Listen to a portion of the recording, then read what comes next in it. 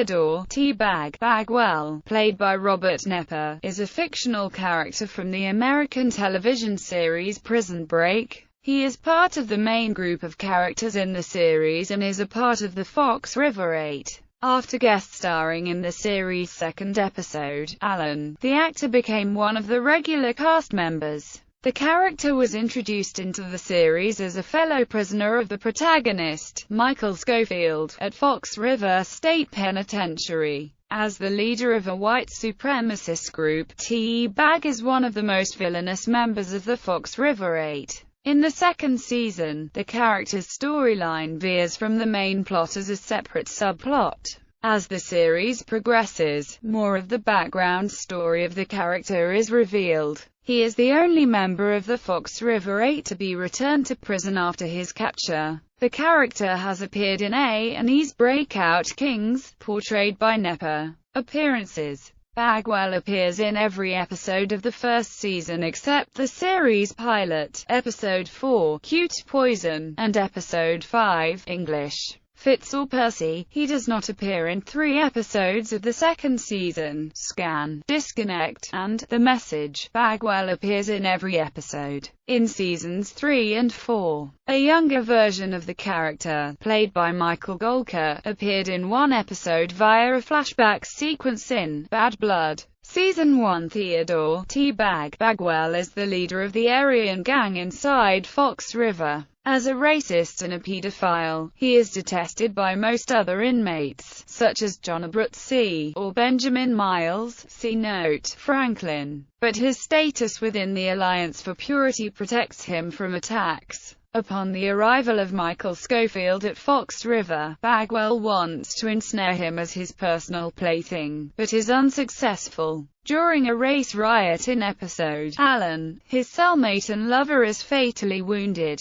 Believing Scofield was responsible, Bagwell seeks revenge but is stopped by Abruzzi, who has his goons assault him, sending him to the infirmary, after which the character is absent for 2 episodes. When he returns in the episode Riots, Drills and the Devil, Bagwell instigates a full-scale riot, during which he accidentally learns of the escape attempt and threatens to tell the other inmates if Michael and the others do not include him. The others have no choice but to agree. At the end of the riot, Bagwell defies the orders of Michael and Abruzzi and murders a guard that could expose the escape. He later frames his friend and fellow Aryan gang member Troki for the murder. Following this, Bagwell becomes a fully fledged member of the escape team in the episode The Old Head, blackmailing them to include him. Bagwell is initially an endless source of friction on the escape team, testing the others' patience with racist taunts,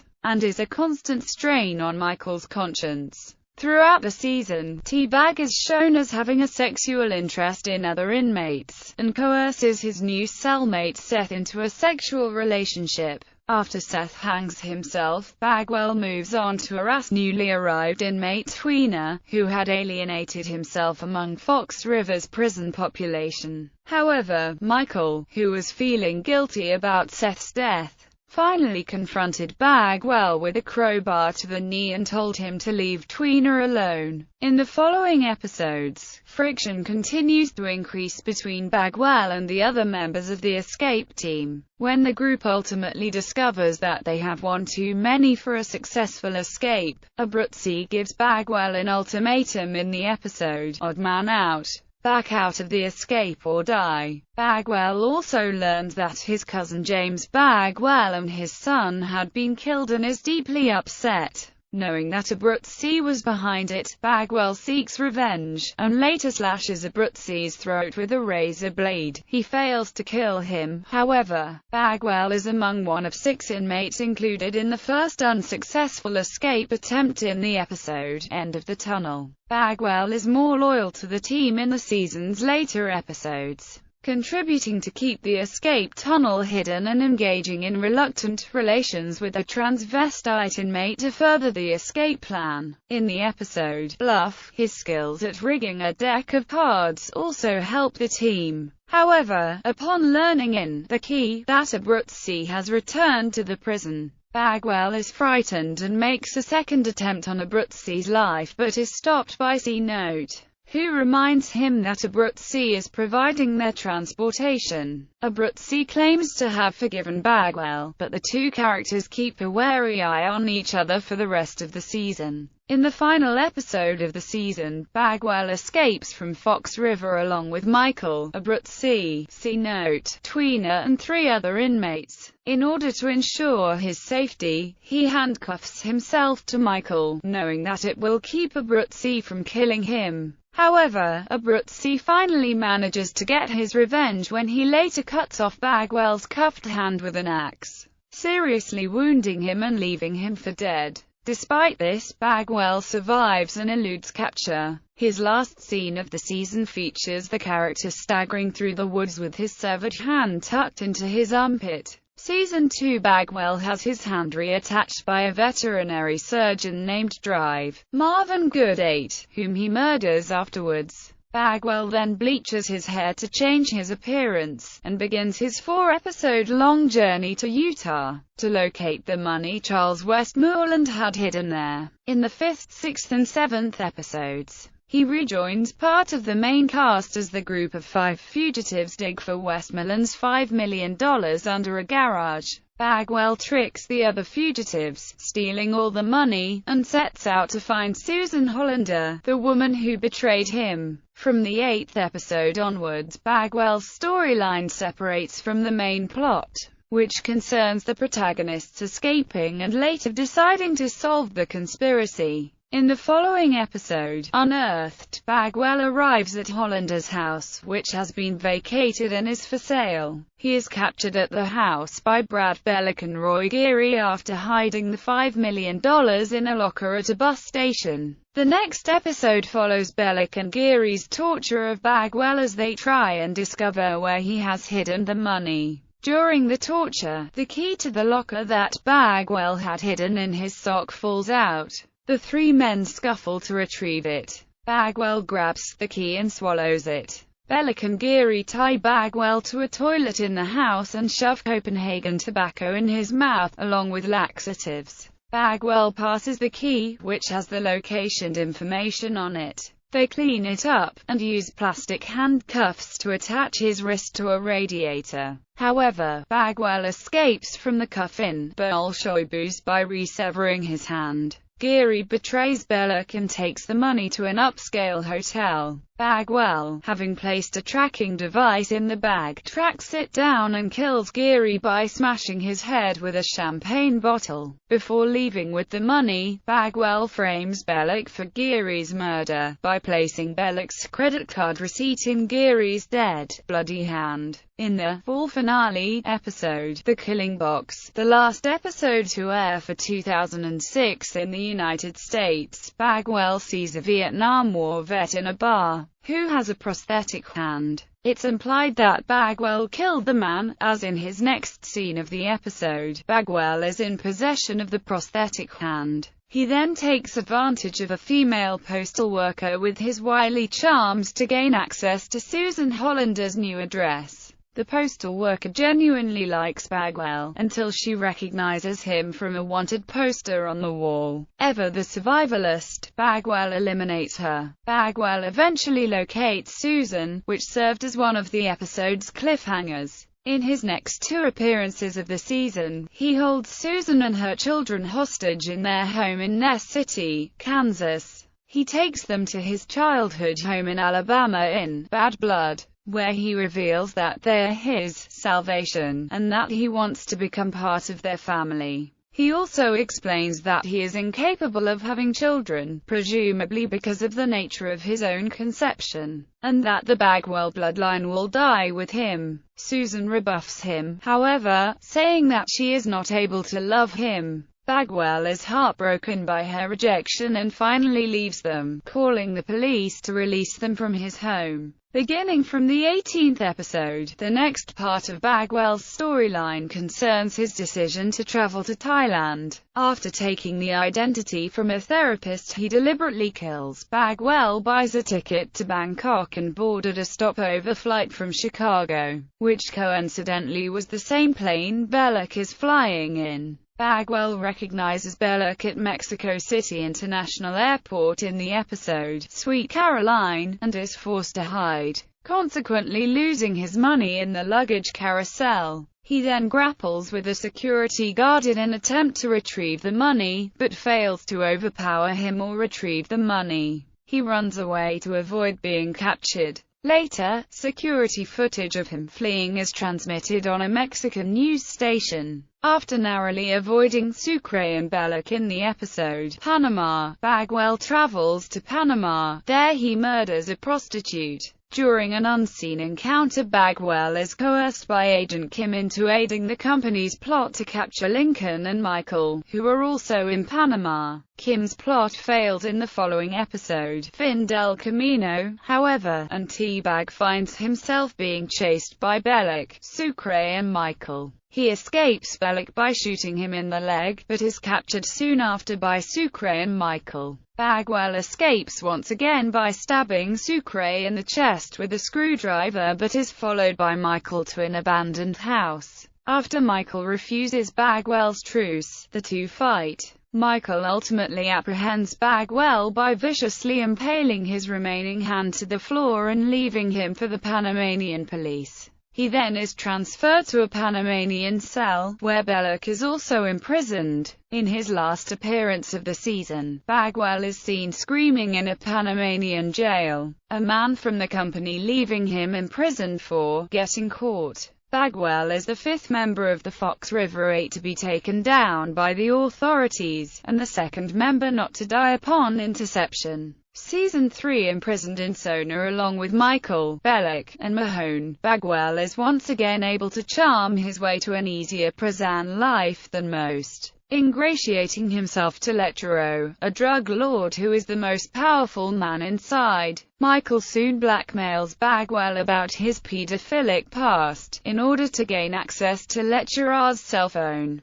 Bagwell gets Michael the cell phone, but when it is put back, Leturo notices that it had been moved. In order to deflect suspicion, Bagwell gets Leturo to question the loyalty of his right-hand man, Sammy, who has been openly hostile to Bagwell. Leturo is successfully manipulated into enlisting Bagwell as his personal spy, increasing Bagwell's position in the prison hierarchy. Bagwell then gains the trust of Leturo's head drug smuggler and dealer, Nieves, only to then kill him by suffocating him with a plastic bag. He also covers up his murder by making it look like a drug overdose, and as a result replaces Nieves on Leturo's crew in the prison. He also protects Sister Mary Frances when the guards enter Sona, developing a liking for her in the process. When she steals Leturo's money, he diverts blame from her onto him and is punished for it by Leturo. Later, when James Whistler is accused of murder and set to be killed,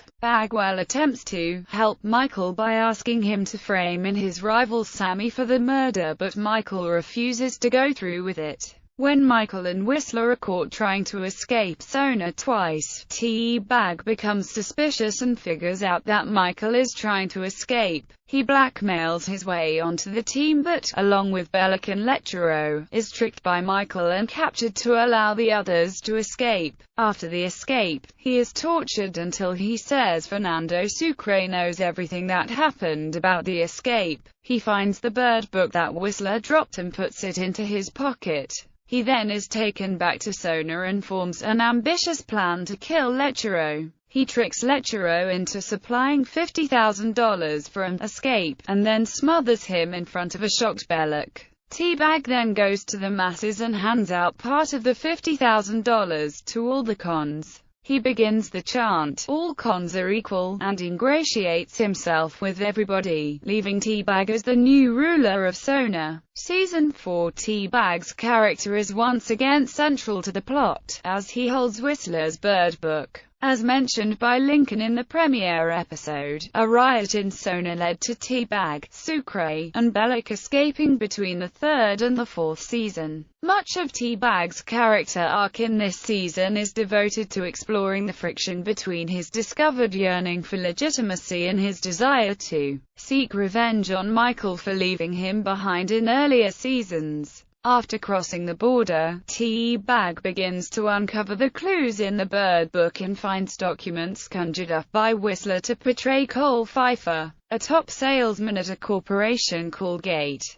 Because of this, T-Bag's character becomes critical to the plot. However, T-Bag's storyline is initially separated from the other main characters, and he spends most of his screen time attempting to carry on his charade as the top salesman for the Gate Corporation, while spending most of his time trying to decipher the contents of Whistler's Bird Book. Eventually, another sales manager exposes him as a fraud, and he quickly flees the building before being arrested. This begins his involvement with the main plotline. In the next episode, he is taken captive by former company operative Gretchen Morgan, who interrogates him for his role in obtaining Scylla, the company's little black book. T-Bag learns that the Bird Book is a means to this end, and that there are people prepared to pay large sums of money for Scylla. For the next few episodes, T-Bag and Gretchen form a partnership, and while she murders the co-worker that exposed T-Bag, he takes Trishana, the secretary from Gate Corporation, hostage to lure Michael to him and forces him at gunpoint to decipher the clues in Whistler's Bird Book.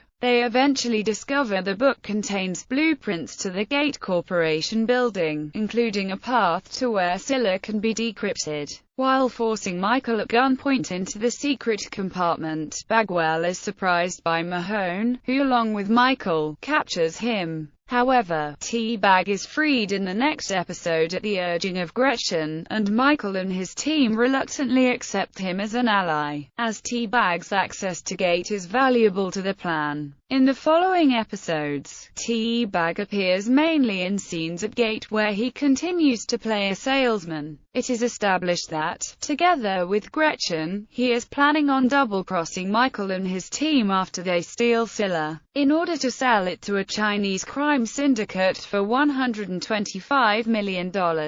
However, by the episode Quiet Riot, it becomes apparent that Gretchen is clearly the more ruthless and devoted to the plan. While T-Bag begins to grow increasingly attached to his new life, and his dialogue shows that he wishes that he actually was Cole Pfeiffer rather than Theodore Bagwell. Because of this, the character often shows a softer side in this part of the season. For instance, after he learns about the death of Bellick, T-Bag seems to be somewhat upset, despite the nature of their relationship in past seasons. However, he is still shown as intent on exacting revenge on Michael. T-Bag and Gretchen are waiting in T-Bag's office with machine guns in, selfless, prepared to ambush the Scylla team when they return. When T-Bag's boss Mr. White spots Gretchen's gun under the table, she takes the entire company hostage. Seeing his chance at a new life at Gate being destroyed forever, T-Bag reluctantly helps her take the Gate employees hostage. But in the same episode, T-Bag is arrested by Trishana. At the end of the episode, Michael's team is successful in getting Scylla and hands it over to Self, who, in the episode's twist ending, betrays everyone and steals Scylla. After Self murders Trishana, he forces T-Bag to help him track down Gretchen by giving him the home address of her sister Rita and daughter Emily, whom T-Bag holds hostage while Gretchen and Self find a new buyer for Scylla. In the episode Just Business, T-Bag continues to mourn the loss of his new life. When a Bible salesman asks to come in, T-Bag believes him to be a company agent and takes him hostage. After saying he wanted to be Cole Pfeiffer and not Theodore Bagwell, he is about to kill the man when Rita tells him not to, saying that he has a chance for a new life. So he lets Rita and Emily go and unties the man, only to be knocked unconscious, proving that the man was a company agent.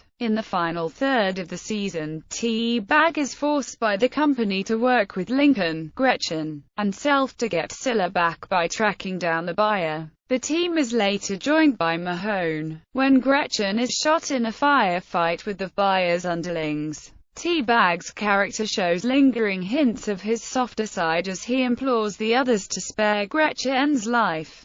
still holding on to his desire for legitimacy. However, T-Bag continues to work with the rest of the team in the next few episodes, but also spies on the rest of them, and in several episodes reports back to the company's leader, General Krantz, with secret information that he has overheard. It is revealed in VS and SOB that T-Bag hopes to be rewarded for his efforts by becoming a fully fledged company operative with his own office and desk. As the plot unfolds, he begins to grow back into his old ruthless persona. After the general arrives in Miami in SOB, T-Bag starts working more directly with him and his minions, attempting to impress the general and give him leverage against Michael. T-Bag tracks down Michael's girlfriend Sarah Tancredi and holds her captive in Cowboys and Indians. Still bent on revenge on Michael, T-Bag decides to rape Sarah in Rate of Exchange, but is knocked unconscious by Michael, who rescues Sarah. After Michael hands over Scylla to Paul Kellerman, he gives them the option of letting T-Bag be exonerated with the rest of them or not. In the end, Sarah, Michael, Lincoln, Sucre, Mahone and C-Note vote to have him taken back to prison. In the character's final appearance in the series epilogue of the series finale, set 4 years after the main events of the show, T-Bag is revealed to be back at Fox River. He is seen overhearing an inmate speaking of the captivity of negativity. He sees the inmate was reading a book from Gate and he warns the inmate, telling him he does not ever want to see that book again, and the inmate replies, referring to T-Bag as Sir. He is last seen whistling to a boy to hold his pocket. T-Bag looks up at the sky, once again the king of prison. He is the only member of the Fox River 8 to be sent back to prison when the series ended.